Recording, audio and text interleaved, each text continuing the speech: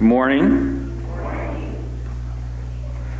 So today we're going to be reading from 2 Samuel chapter 7. I'm kidding. We're still in Jonah. It's still Jonah. We got to wrap it up. You're all like, I wonder how it ends. What's about to happen? So we're still in Jonah, wrapping up our chapter number 4 in this exciting tale of how not to approach your calling from God.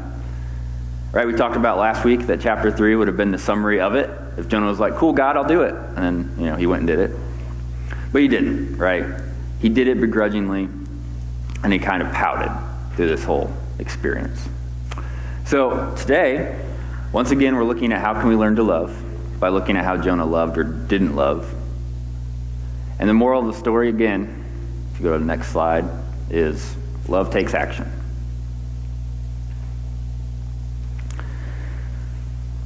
Next slide, please. So that's what we've been through so far. We looked at Jonah's escape. We looked at his prayer, coming back to God.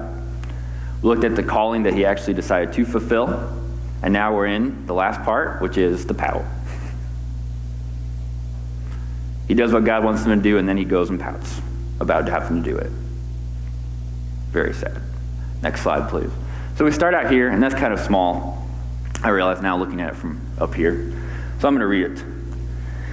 And he prayed to the Lord and said, O Lord, is not this what I said when I was yet in my country? That is why I made haste to flee to Tarshish. For I knew that you are a gracious God and merciful, slow to anger, abounding in steadfast love, and relenting from disaster. Therefore now, O Lord, please take my life from me, for it is better for me to die than live. I know you were going to show mercy. That's why I didn't want to do it. That's the irony here, right? He knew about God. He knew that God shows mercy. He knew that he would be forgiving to Nineveh, and that's why he didn't want to go. Because he didn't want to see that. And that's why he's still at this point hanging out outside the city, whining, pouting. Because there's a revival going on in this town. A revival that's, through him. And so he'd probably, I'm guessing, be probably welcome in that city. He did spend 3 days walking through the city getting to know people. So it's not like he's a stranger in this place. The king, we looked at last week, stepped down from his throne to try to repent with his city. So he's not a stranger in this town anymore. And now he's still sitting up on a hill waiting for the city not to be destroyed. And so the funny part, the irony here is, again, in this one part that says, I know you are merciful, and I know you're slow to anger, and I knew that you would forgive this city, and that's why I didn't want to come.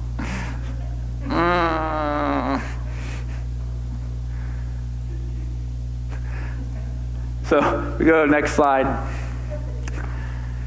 As Bob Goff puts it, I used to think I'd know more about God if I read the Bible a lot. But now I know that if I do something with God, I learn more. Because see, Jonah was a prophet, right? So he knew the law. He knew about God. Again, that's the irony of this whole situation. He knew God was merciful. And that's why when he said, okay, I'm going to go forgive this city, he's like, no, I'm going to go run away. So he knew about God. He just didn't want to work with God. So I teach, if you go to the next slide, you don't have to memorize all this, but I used to run a entrepreneurship center at the university that I work at. And we teach a different way of thinking. Where most people are on the blue side, the right side, the blue, the different blue things going on there. That's a causal kind of mindset, right? I have a goal and I have to get there. I want to know what I get out of it. I want to know how to not be in risk. I want to know how to find the right people. And I want to challenge you that the value adders, the people that God uses, we sang about that song, right? How God uses people that were not right, but they were there. And so the way you add value, the way that God has historically added value through his people isn't for looking for the right people, avoiding risk, expecting an exact return. He thinks about it differently. He thinks, what can you do? Who do you know? How do we leverage what I've already given you to do good? So not how do I become like that person?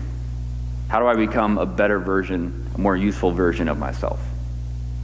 And I'm reminded of that story when, I think it's in Acts somewhere. I wouldn't tell the story, but I like it, so I'm going to tell it anyway. It's in Acts when Jerusalem is going under this big revival. And then God tells, I think it's Thomas? No, Philip. It's Philip. God tells Philip, go into the desert. Philip's like, okay. So there's this big party going on in Jerusalem, and everyone's getting saved, and good things are happening, and then Philip's wandering out in the desert by himself, and everyone's like, Philip, where are you going? Like, God told me to leave. See you. So it doesn't necessarily make sense for anyone of us looking at that, why he would leave something that's working really, really well. But God had a different purpose for him out in the desert. So don't look at what you think should be happening, what the goal of any given situation is. Look at what you could be doing to add more to it. And then the last part, I just want to bring attention to that bottom one. Don't look for the right people. Very seldom are you going to have a perfect person. Look for people that are there and willing. My wife and I were talking about our youth group this weekend and the people that invested in the most in us when we were growing up. And I couldn't tell you any of their lessons. All right? I don't remember any of their talks, but I remember that they were there. And I'm going to share a story later about the same thing with parenting, right? Well, very seldom is it about being a perfect parent. Most of the time it's about being a parent. Next slide. So this is nice and short. And the Lord said, do you do well to be angry? God's like, you missed the point here. Like, yeah, you got it all right contextually. You got that I'm a merciful God. You got that I show compassion. You got what I was going to do with Nineveh, but you're missing the point. You're still pouting. Next slide, please. So as Bob Goff likes to tell us, I used to be afraid of failing at something that really matters. But now I'm afraid of succeeding at things that don't matter. So Jonah failed at escaping. And he did well. He succeeded in fulfilling God's call for him in Nineveh. He succeeded in bringing the message, spending 3 days there, convincing the people to turn around from their bad ways and do what's right. And now he's pouting about it. Man, I didn't get away on that fish. I didn't get away on that boat. The people in Nineveh actually turned around. Right? That's what he's doing right now. He's sad that he didn't succeed at things that don't matter. But he's sad he succeeded at things that he doesn't think matter. He'd have been happy if he succeeded at things that don't matter, that don't have value. So I want to share this next slide. This again from my teaching realm. We like to talk about this. Has anyone read the 7 Habits of Highly Effective People? Yeah? So you might remember this story about the managers and the leaders out in the woods, right?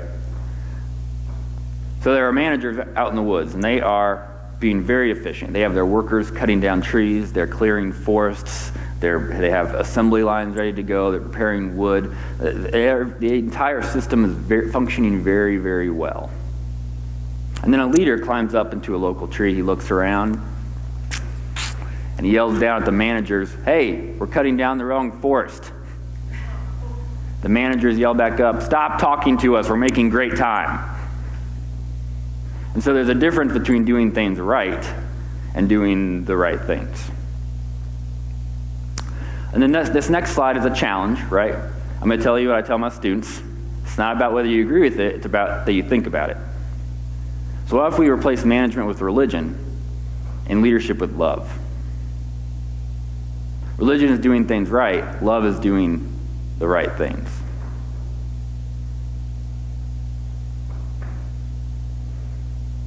And is there a difference? When do they overlap? When don't they overlap? I talked last week about how you get unsolicited advice. Have kids. Right? Everyone will be convinced that they know how to raise your kids better than you do. And there are parenting systems, right? We could replace this with anything. parenting books have all kinds of systems that you're supposed to do with your kids. But sometimes loving your kids means saying, I'll make an exception. I had a boss, still have a boss, that likes to, she and her husband have very different strategies on playing games with their children. He is under the mindset of they need to learn a lesson, and so he destroys them, right? Monopoly, board games, tennis, doesn't matter. This is what it's like to lose. And she's on the mindset of, no, home is safety. And so you find grace here. The world's going to do that to you, but you should know that you have second chances here. And so they get into fights all the time. But the point is, they have two different systems at play, right? And they're both trying to love their kids. They're just doing it in two very different ways. And so that's the conflict here, right? And that's the challenge. What's the system? But what's going to work in that system? Because every kid is the same, right? No, not every kid is the same. They're all different. And so while a system might work for one of them, it's definitely not going to work for another one.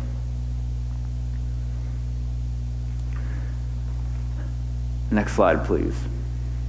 The intervention. So I won't read all of this. This is when God makes the plant. I will read all of it because I'm looking at it's very small. Now the Lord God appointed a plant and made it come up over Jonah, that it might be a shade over his head to save him from his discomfort. So Jonah was exceedingly glad because of the plant. This is the first time we see Jonah actually happy. Right? He's he's feeling better when he prays to God, but this is when he's exceedingly glad. Oh, a plant. It's so, and now I get to pout in comfort. Thank you, God. Beautiful. But then dawn came out the next day. God appointed a worm that attacked the plant so that it withered. So God, to use the phrase, giveth and taketh away. Right? Here's a plant. All right, now we're going to take the plant. Jonah, do you get what's going on here? I'm trying to get your attention. But he doesn't. But the interesting thing here is that Jonah is exceedingly glad about the plant. The fact that the city is saved, he's pouting about. This is a bad day. Nineveh's been saved. Set me back in a fish, whatever. But when he gets the plant, he's really excited. Oh man, a plant, yes. This day might be salvaged. Sure, Nineveh was saved, but look, plant. Plant. Good, next slide, please. I used to think that God was good some of the time, and now I know that he is good all of the time. And Jonah's missing the signs here. He's so concerned about his comfort, he wants to pout in peace, that he's missing the good that's going on. And in his brain, it's bad. This is a bad day. God's actually going to be the merciful, just, compassionate God that I know he is. Bad day. But that brings up some question. We're not going to get super theological and really deep here, but it brings up this question. What is bad? Right? We get that question a lot. Why do bad things happen? Especially why do bad things happen to good people? So we have to think, what is bad? I was talking to my other boss, Lance Finley from the CGGC. And we were talking about anger, right? And so God is angry multiple times throughout Scripture. And so why is it that we're not supposed to be angry when God is angry? So maybe there's a disconnect between our understanding of what's good and bad and what's supposed to happen versus God's total control and total understanding of what should be happening. Because if we look at anger as saying, this is not how I designed it to be, this is not what I expected it to be, then God's anger is much more holistic and righteous and good. You're not doing this thing, and if you did this thing, you would be on the right track. And I almost see it as the difference between you cut me off in traffic, versus I told you not to play with sharp knives.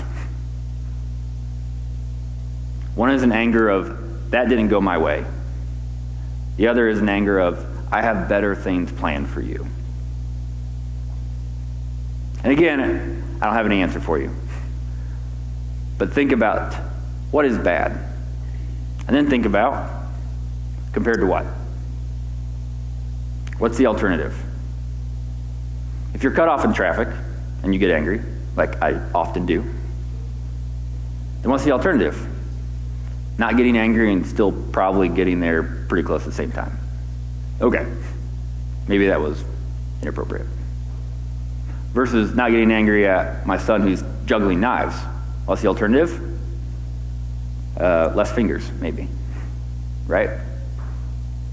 So we have a little lesson that we use with our kids, which is when they come and tell us that someone's doing something wrong, we like to say, okay, well, are you trying to get them into trouble, or are you trying to get them out of trouble?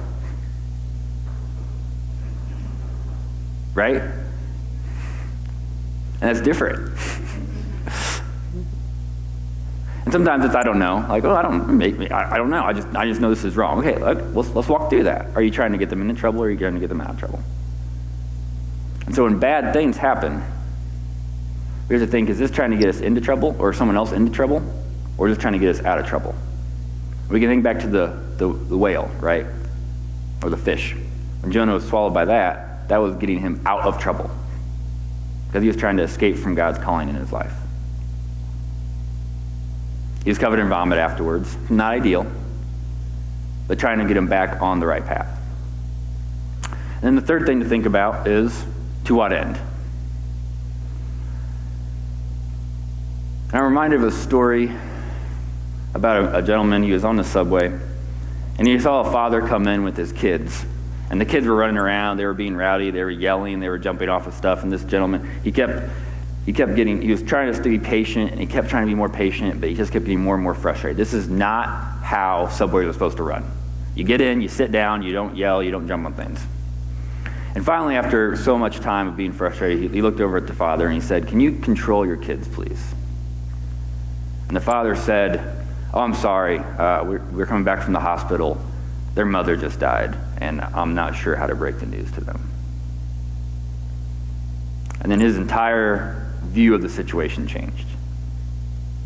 It wasn't about this man is not conforming to subway rules. It's this family is hurt and he doesn't have anyone to lean on right now. So when bad things happen, like your subway gets unruly, just think about, how is any kind of fixing? What kind of fixing does this need?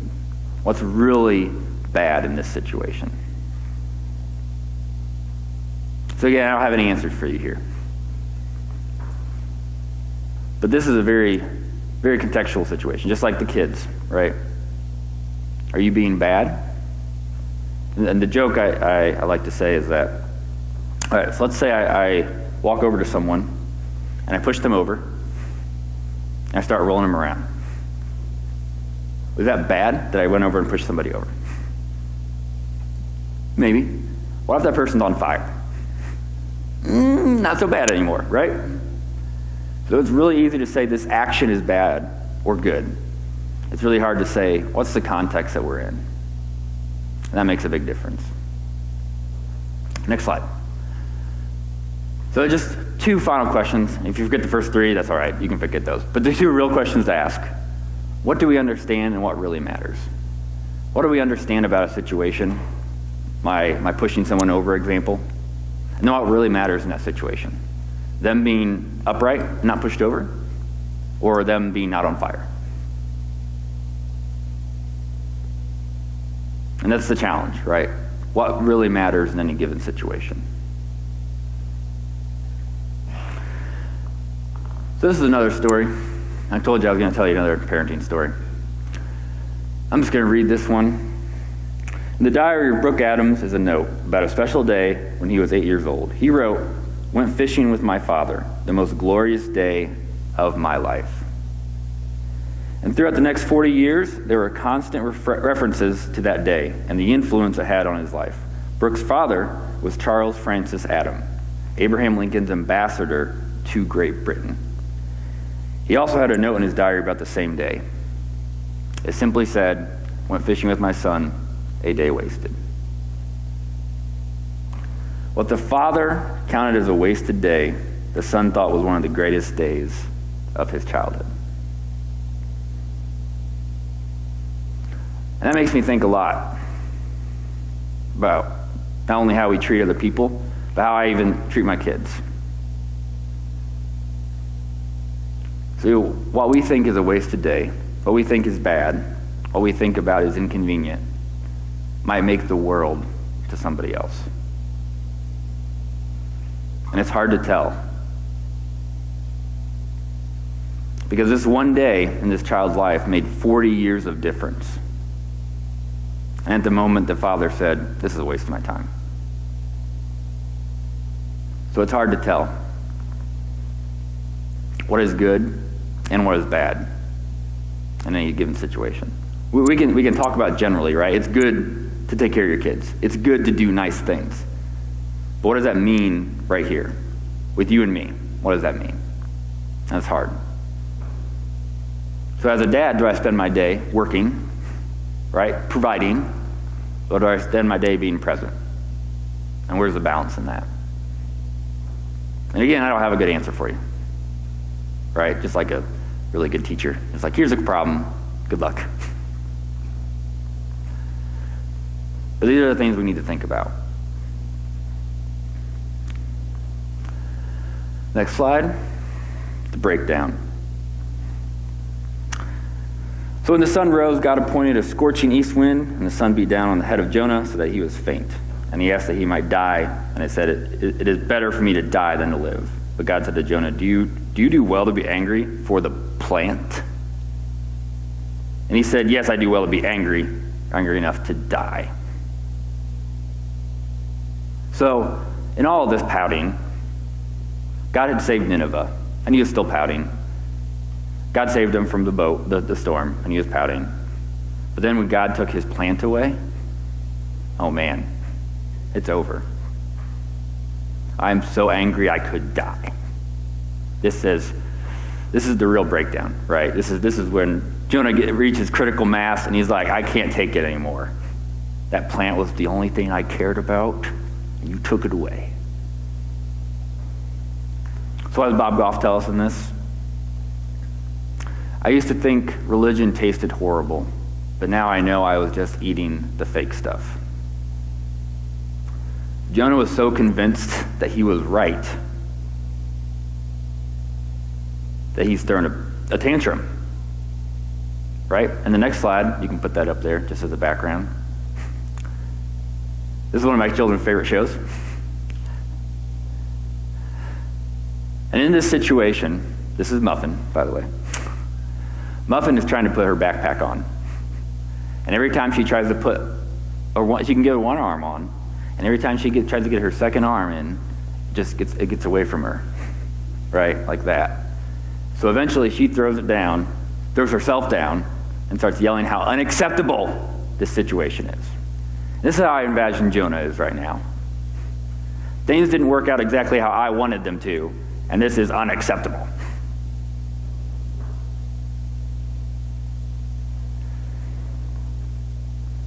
But the funny thing is, again, the irony at the very beginning, is that he already knew what God was going to do. He just didn't like it. He knew how things work. God is merciful. He just didn't like the idea that it was going to be merciful to people he didn't like. So the challenge I gave you earlier about thinking about religion, right? I'm challenging myself to that challenge, which is, what I read teachers are supposed to do. So next slide. So we're going to look at James 1, 25 through 27. I'm going to read it for you here. But whoever looks intently into the perfect law that gives freedom and continues in it, not forgetting what they had heard, but doing it, they will be blessed in what they do. Those who consider themselves religious and yet do not keep a tight rein on their tongues deceive themselves, and their religion is worthless. Religion that God our Father accepts as pure and faultless is this: to look after orphans and widows in their distress, and to keep oneself from being polluted by the world. So maybe it's not that religion lets us down. Maybe we have the wrong stuff. Because what James says here is that really, the kind of religion that God likes, basically does two things. Looks after people that need it, and doesn't get distracted by things that don't matter.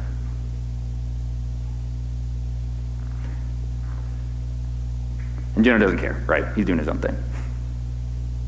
I care about people I care about, and what I care about is all that really matters, which is my plant. I'm going to buy everybody a plant so you can take it home and remember this is the most important thing ever. No, I'm just kidding. But you can bait a plant, right? Put it in your house. Just think every day, is this the most important thing? No, it's a plant. So, next slide, please. The unacceptable. So when Jonah's throwing his tantrum about how the plant's gone and that's unacceptable, God comes back and says, no, Jonah, that's not what is unacceptable. The Lord said, you pity the plant for which you did not labor, nor did you make it grow, which came into being at a night and perished at night. Should I not pity Nineveh, that great city in which there are 120,000 persons who do not know their right hand from their left, and also so much cattle. So in this version, ESV ends with cattle. So I think that's kind of funny that the last word in Jonah is cattle. It's a very cliffhanger kind of ending. What do you think, Jonah? Next episode. Nope, but that's it. Chapter 4 is over. The thing here that's really important, it says, listen, these people don't know. They didn't know their right hand from their left hand. You spent 3 days with them. I'm guessing you picked up a little of that. You got to know these people, and they need help. They are the helpless people that James 1 refers to.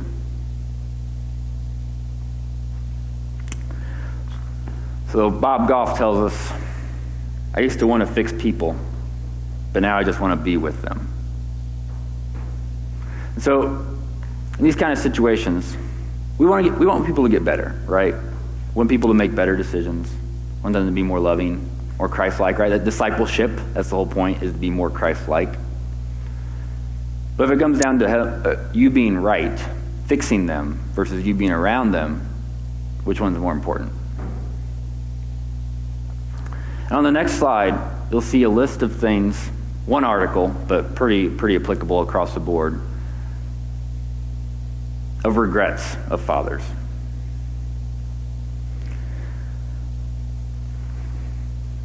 Choosing work over their kids, saying hurtful things, having a harsh tone, comparing, responding as they responded.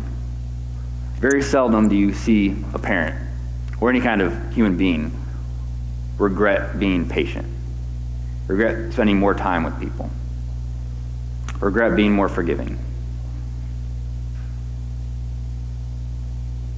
So when we talk about being with people, discipling people, going back to my youth group story before, right? I don't remember most of their lessons, but I remember that they were there. And so we can try to be, obviously, as good parents, we want to be try to corrective and direct our children and be good examples to them. But what cost?